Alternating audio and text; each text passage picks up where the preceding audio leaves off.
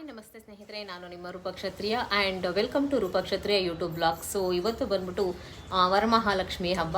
ಸಮಸ್ತ ಕನ್ನಡ ನಾಡಿನ ಜನತೆಗೆ ವರಮಹಾಲಕ್ಷ್ಮಿ ಹಬ್ಬದ ಹಾರ್ದಿಕ ಶುಭಾಶಯಗಳು. ಆ್ಯಂಡ್ ನೋಡಿ, ಪಿಂಕಿ ಚೆನ್ನಾಗಿ ರೆಡಿಯಾಗಿಬಿಟ್ಟಿದ್ದಾಳೆ ಇವತ್ತು, ಫುಲ್ಲು ಲಂಗ ಬ್ಲೌಸ್ ಎಲ್ಲ ಹಾಕ್ಕೊಂಡು. ಆ್ಯಂಡ್ ಎಲ್ಲರಿಗೂ ಕೂಡ ಪರಮಾತ್ಮ ಆರೋಗ್ಯ, ಆಯಸ್ಸು ಮತ್ತು ಆಸ್ತಿ ಅಂತಸ್ತು ಎಲ್ಲವನ್ನು ಕೊಟ್ಟು ಕಾಪಾಡಲಿ, ವಿದ್ಯೆ ಬುದ್ಧಿ ಎಲ್ಲವನ್ನು ಕೊಟ್ಟು ಕಾಪಾಡಲಿ ಅಂತ ಕೇಳ್ಕೊಳ್ತೀನಿ. ಆ್ಯಂಡ್ ವರಮಹಾಲಕ್ಷ್ಮಿ ಹಬ್ಬದ ದಿನ ನೀವೆಲ್ಲ ಹೇಗೆ ಆಚರಣೆ ಮಾಡಿದ್ರಿ ಆ್ಯಂಡ್ ನಮ್ಮನೇಲಿ ಹೇಗೆಲ್ಲ ಆಚರಣೆ ಮಾಡಿದ್ರು ಅಂತ ಹೇಳ್ಬಿಟ್ಟು ಅದರ ವಿಡಿಯೋವನ್ನು ಹಾಕ್ತೀನಿ ನೋಡಿ. ಪಿಂಕಿ ನೋಡಿ ಎಷ್ಟು ಕ್ಯೂಟಾಗಿ ರೆಡಿ ಆಗ್ಬಿಟ್ಟವಳು, ಲಂಗ ಬ್ಲೌಸಲ್ಲಿ ಪಿಂಕಮ್ಮ ಮಿಂಚ್ತವಳೆ. ಸುಂದರಮ್ಮ, ಸೂಪರ್ ಪಿಂಕಿ, ಲಂಗ ಬ್ಲೌಸಲ್ಲಿ ಚೆನ್ನಾಗಿ ಕಾಣಿಸ್ತಾ ಇದ್ದಾಳೆ ನೋಡಿ. ಮೊದಲಿಗಿಂತ ಇವಾಗ ಎಷ್ಟು ಉದ್ದಾಗ್ಬಿಟ್ಟಿದ್ದಾಳೆ ಪಿಂಕಿ. ಹಾಂ, ಸೂಪರ್. ಇದು ಒಂದು ದಿನ ಹಿಂದಿನ ವಿಡಿಯೋ. ಇದು ಬಂದ್ಬಿಟ್ಟು ವರಮಹಾಲಕ್ಷ್ಮಿ ಹಬ್ಬ ಇರೋದ್ರಿಂದ ಅಮ್ಮನಿಗೆ ನೈವೇದ್ಯಕ್ಕೆ ಇಡೋದಕ್ಕೆ ಕರ್ಜಿಕಾಯಿಗಳನ್ನು ರೆಡಿ ಮಾಡ್ಕೊಳ್ತಾ ಇದ್ದೀನಿ. 2 ರೀತಿಯ ಹೂರಣದಿಂದ ಕರ್ಜಿಕಾಯಿನ ರೆಡಿ ಮಾಡ್ಕೊಂಡಿದ್ದೀನಿ ನೋಡಿ. ಆಲ್ರೆಡಿ ಸುಡ್ತಾ ಇದ್ದೀನಿ ಆ್ಯಂಡ್ ತುಂಬ ಚೆನ್ನಾಗಿ ಬಂತು. ಹಾಗೇನೇ ಮಕ್ಕಳು ಕೂಡ ನನಗೆ ಸಖತ್ ಸಹಾಯ ಮಾಡಿದ್ರು. ಭುವಿನೂ ಹಾಗೆ ಪಿಂಕಿ ಇಬ್ಬರು ಕೂಡ ಬಂದು ಎಲ್ಲ ಒತ್ಕೊಟ್ಟು ನನಗೆ ಹೆಲ್ಪ್ ಮಾಡಿದ್ರು ಇಬ್ಬರೂ. ಆ್ಯಂಡ್ ನೋಡಿ, ಎಲ್ಲ ಸುಟ್ಬಿಟ್ಟು ಇಲ್ಲಿಟ್ಟಿದ್ದೀನಿ.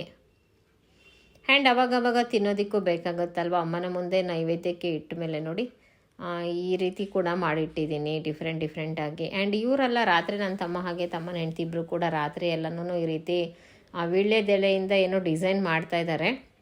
ಹಾಗೆ ಮತ್ತೆ ಉಳಿದಿದ್ದು ಚಕ್ಲಿ ಕೂಡ ಮಾಡಿಕೊಂಡೆ, 2 ಬೇಕಾಗುತ್ತಲ್ವ ಅಂತ ಹೇಳ್ಬಿಟ್ಟು ಇವರಿಬ್ಬರು ಬ್ಯುಸಿಯಾಗಿ ಎಲ್ಲ ರೆಡಿ ಮಾಡ್ತಾಯಿದ್ದಾರೆ. ರಾತ್ರಿ ಎಲ್ಲ ಎದ್ಬಿಟ್ಟು ಅವ್ರು ರಾತ್ರಿ ಪೂರ್ತಿ ನಿದ್ದೆ ಮಾಡಿಲ್ಲ.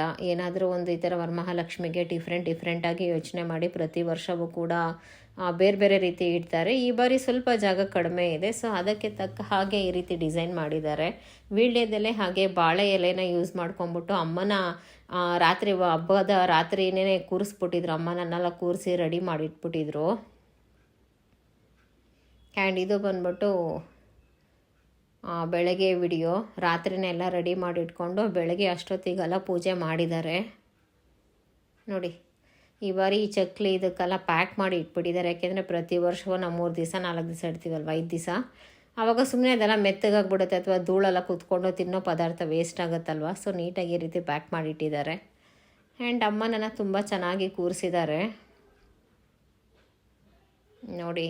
ಅಮ್ಮ ಎಷ್ಟು ಚೆನ್ನಾಗಿ ಕಾಣಿಸ್ತಿದ್ದಾಳೆ.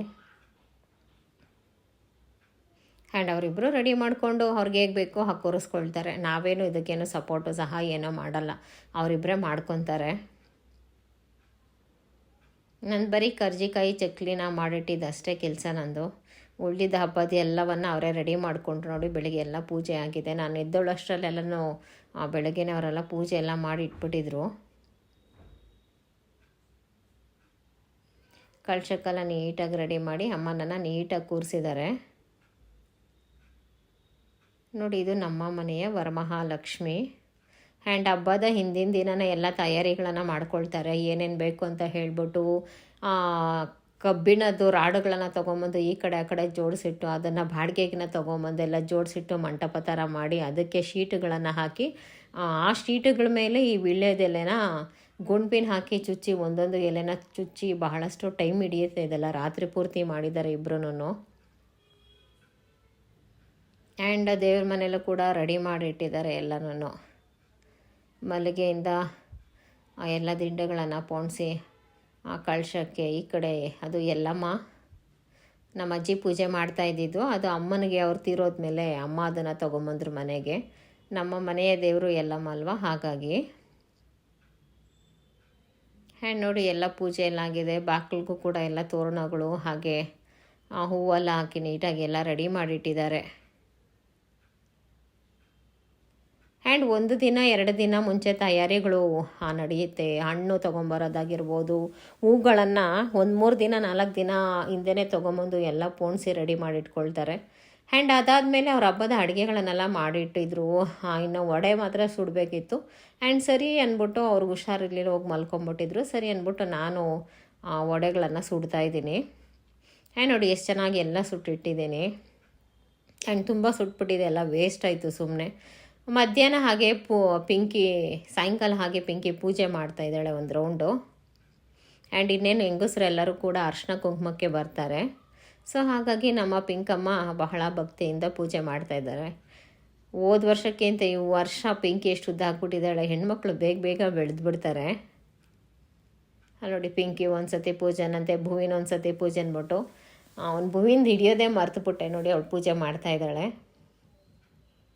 ಈಗ ಮಂಗಳಾರತಿ ಮಾಡ್ತಾ ಇದ್ದಾಳೆ. ಅವರಪ್ಪ ಅವರಮ್ಮ ಬೆಳಗ್ಗೆ ಎಲ್ಲ ಮಾಡಿದ್ರವಳು ಸಾಯಂಕಾಲ ಮಾಡ್ತಾ ಇದ್ದಾಳೆ ಪೂಜೆ.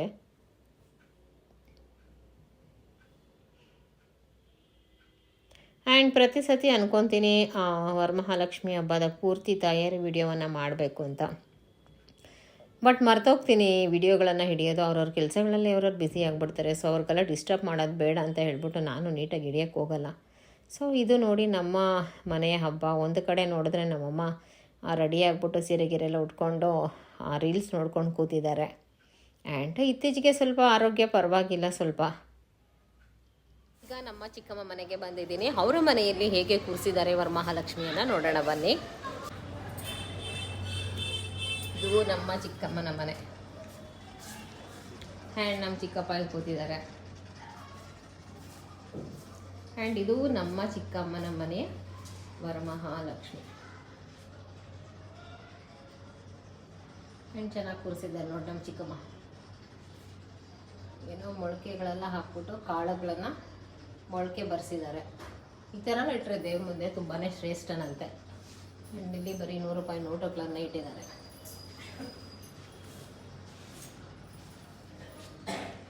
ಚೆನ್ನಾಗಿ ಕೂರಿಸಿದ್ದಾರೆ ನೋಡಿ. ನಾನೇ ರೆಡಿಯಾಗಿ ಬಂದವ್ರೆ.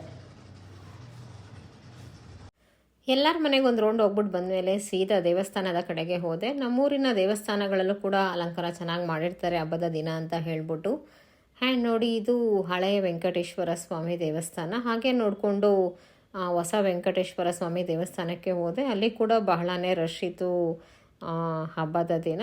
ಅಲ್ಲೂ ಕೂಡ ದೇವಸ್ಥಾನಕ್ಕೆ ಹೋಗಿ ಪರಮಾತ್ಮನಿಗೆ ಕೈಯನ್ನು ಮುಗಿದು ಆ್ಯಂಡ್ ದೇವಸ್ಥಾನದ ಸುತ್ತಲೂ ಕೂಡ ಲಕ್ಷ್ಮಿ ಹಾಗೆ ವರದರಾಜ ಸ್ವಾಮಿ, ಆಂಜನೇಯ ಸ್ವಾಮಿ ಹಾಗೆ ನರಸಿಂಹಸ್ವಾಮಿ ಇದ್ದಾರೆ. ಸೊ ಎಲ್ಲ ದೇವರುಗಳನ್ನು ನೋಡಿಕೊಂಡು ಹಾಗೆ ಕೈ ಮುಗಿದು ಮನೆ ಕಡೆಗೆ ಬಂದೆ. ಆ್ಯಂಡ್ ನೋಡಿ ಇದು ಇವತ್ತಿನ ವ್ಲಾಗ್ ಆಗಿತ್ತು. ಇತ್ತೀಚೆಗೆ ಹಬ್ಬಗಳ ಕಳೆನೇ ಕಡಿಮೆ. ಮೊದಲೆಲ್ಲ ತುಂಬ ಜನ ಹೆಂಗಸರು ಅರ್ಶಿನ ಕುಂಕುಮಕ್ಕೆಲ್ಲ ಬರೋರು. ಈಗೆಲ್ಲ ಜನ ಕಡಿಮೆ ಆಗಿಬಿಟ್ಟಿದ್ದಾರೆ. ಹಳಬ್ರೆಲ್ಲನೂ ಹುಷಾರಿರಲ್ಲ. ಈಗ ಹೊಸ ಹೆಣ್ಣುಮಕ್ಳು ಹೊಸ ಸೊಸೆಯರು ಅಷ್ಟಾಗಿ ಯಾರ ಮನೆಗಳಿಗೂ ಹೋಗಲ್ಲ. ಹಬ್ಬದ ಕಳೆ ಸಾಕಷ್ಟು ಕಡಿಮೆ. ಇವಾಗೆಲ್ಲ ಹಬ್ಬ ಅಂತ ಅನಿಸೋದೇ ಇಲ್ಲ. ಆ್ಯಂಡ್ ಇನ್ನೂ ಕೇಳ್ಕೊಳ್ತಾನೆ ಇದ್ದೀನಿ ನಿಮ್ಮನ್ನು, ದಯವಿಟ್ಟು ನನ್ನ ಚಾನಲ್ನ ಸಬ್ಸ್ಕ್ರೈಬ್ ಮಾಡಿ. ಹಾಗೆ ನೋಡಿಕೊಂಡು ಮಾಳಿಕಾಂಬ ದೇವಸ್ಥಾನಕ್ಕೆ ಬಂದೆ. ಅಮ್ಮನ ದರ್ಶನವನ್ನು ಮಾಡ್ಕೊಳ್ಳಿ. ಇನ್ನಾದರೂ ನನಗೆ ಸಪೋರ್ಟನ್ನು ಮಾಡಿ. ಆ್ಯಂಡ್ ಇನ್ನೂ ಯೂಟ್ಯೂಬರ್ ಆಗಬೇಕು ಅನ್ನೋ ಕನಸು ಹಾಗೇ ಇದೆ. ಆದರೆ ಸಪೋರ್ಟ್ ಮಾತ್ರ 1 ರೂಪಾಯಿ ಕೂಡ ನನಗೆ ಯಾರ ಕಡೆಯಿಂದನೂ ಸಿಗ್ತಿಲ್ಲ. ದಯವಿಟ್ಟು ಸಪೋರ್ಟ್ ಮಾಡಿ. ಆ್ಯಂಡ್ ನೋಡಿ ಇದು ನಮ್ಮ ಬೆಳ್ಳಂಡೂರಿನ ಯಲ್ಲಮ್ಮ ದೇವಸ್ಥಾನ. ಧನ್ಯವಾದಗಳು.